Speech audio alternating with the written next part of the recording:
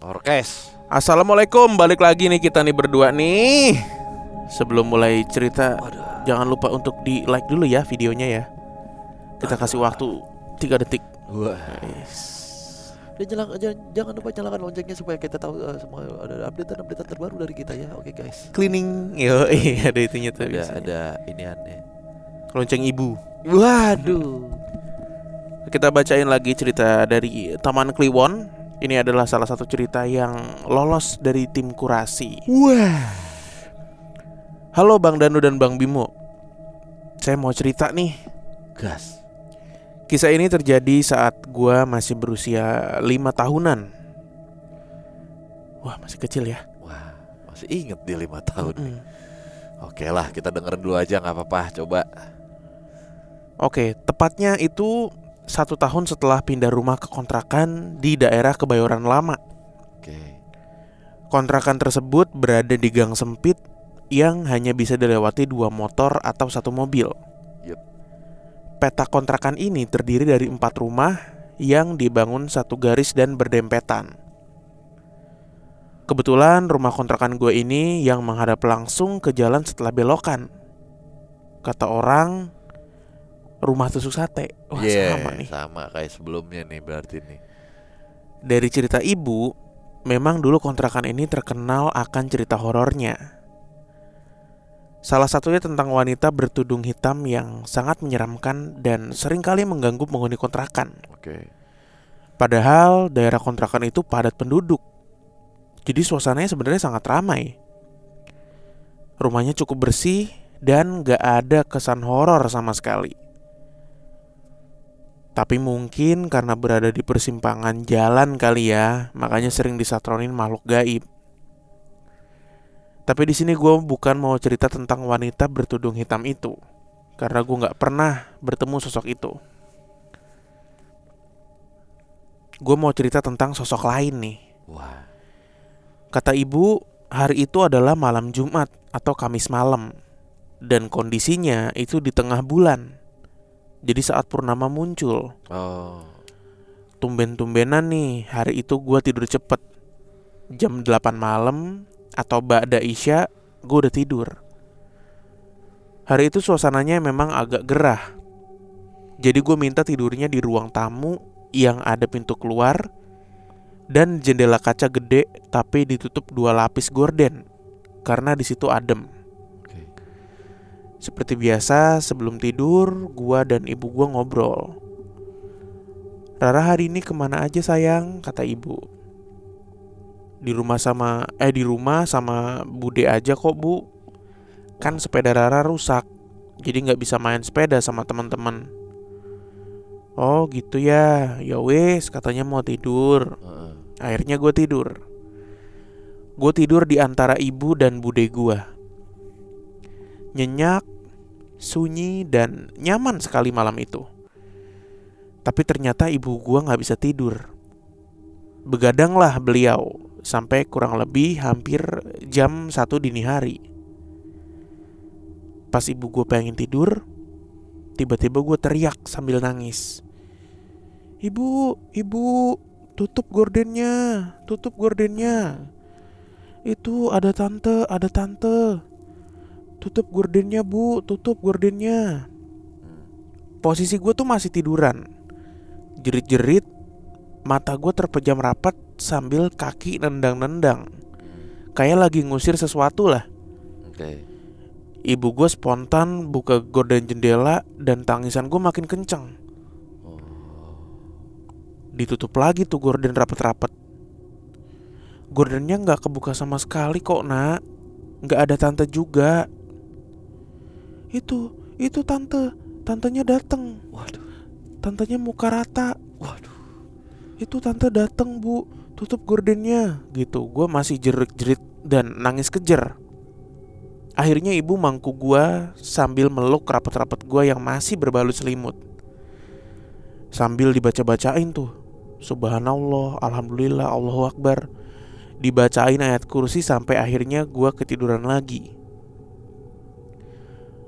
Gue baru tenang itu pas menjelang subuh atau jam 3:30 pagi. Pas gue udah bangun, Terus kayak biasa, gue sholat subuh, mandi, sarapan, dan nonton TV. Ibu nanya ke gue, "Semalam kamu mimpi serem ya?" Gue geleng kepala. Tante muka rata dateng. "Rara, coba dong gambarin tante muka ratanya kayak gimana?" Tanya ibu gue kayak gitu. Tantenya cantik, rambutnya panjang, dia pakai kaos putih, jaketnya ungu, dan rok pendek di atas dengkul. Ih, merinding gue. Loh, katanya cantik, kok Rara takut? Gue diem agak lama. Kata ibu kayak ragu mau cerita atau enggak. Soalnya mungkin bagian cerita itu yang paling gue takutin. Akhirnya gue cerita. Kulitnya tante tuh putih, dingin, mukanya rata. Rara jadi takut. Tante senyum ibu, lipstiknya merah, lari ke arah Rara dari jalan sana. Waduh. Sambil nunjuk jalan yang bertabrakan langsung sama rumah gua. Rara takut ibu. Oh, ini bahasanya dia, bahasa anak kecil ya. Gue masih inget banget bang, bagian yang ngebuat gue takut. Awalnya si tante ini jalannya anggun, kayak model. Walaupun mukanya rata sih, tapi tiba-tiba dia jalan cepet ke arah gue sambil senyum. Dan dalam ingatan gue, dia berhenti gara-gara gue nutup gorden.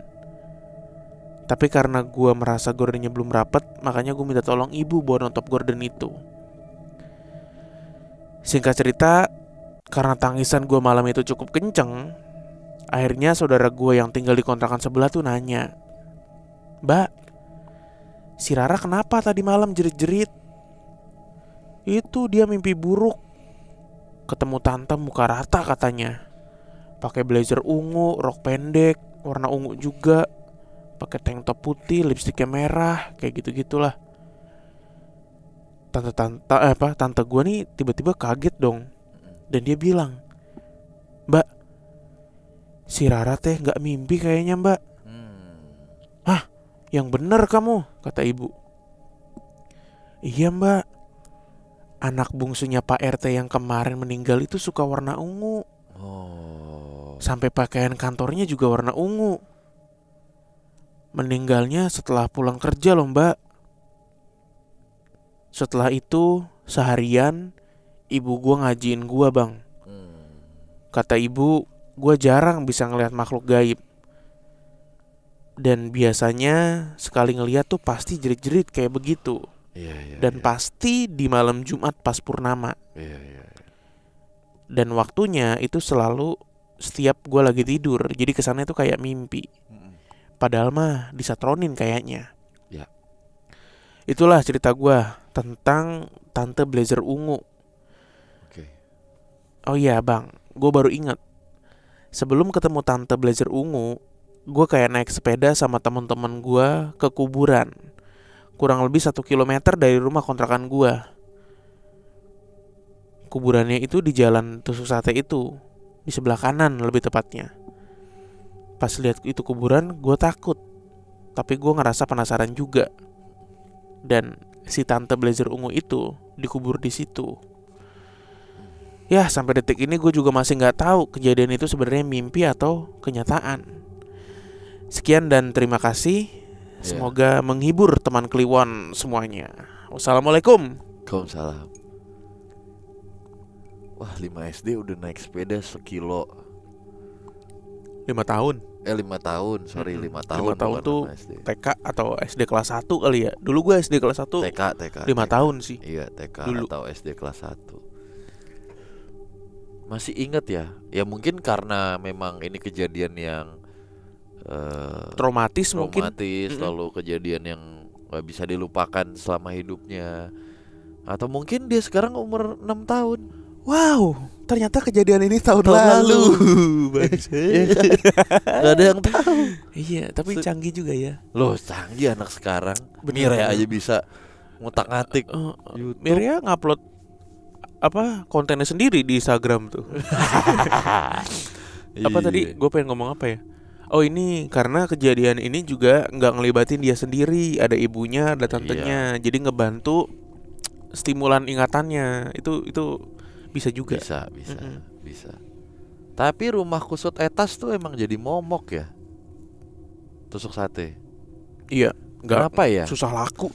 Salah aku ya dari feng shui atau dari ini ya. Mm-mm. Apa? Kalau Jawa lupa gue. Primbon. Primbon.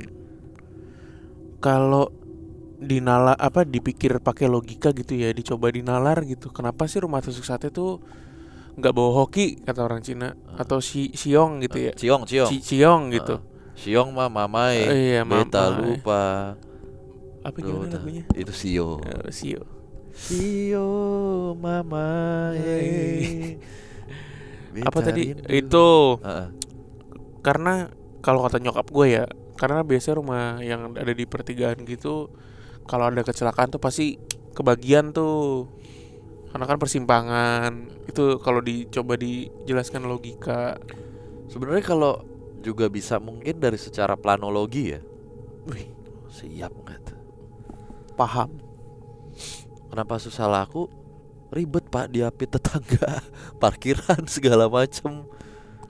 Bener-bener. Apalagi di pinggir jalan kan, Iya. pertigaan gitu. Nih sisa lahannya nggak ada nih. Bisa. Makanya Atau kan enak di hook.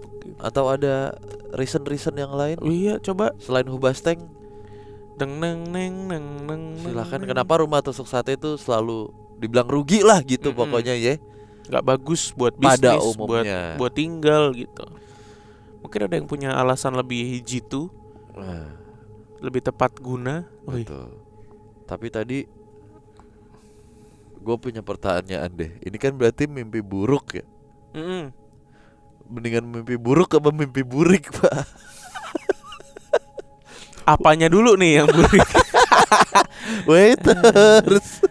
Itu dua-duanya tuh. Mau lihat Buruk. gak? Udah buruk burik. Coba kasih lihat sekali-kali ya. Ayo. Coba sekali lihat. Kasih lihat kalau berani. Itu udah mimpi buruk burik lagi.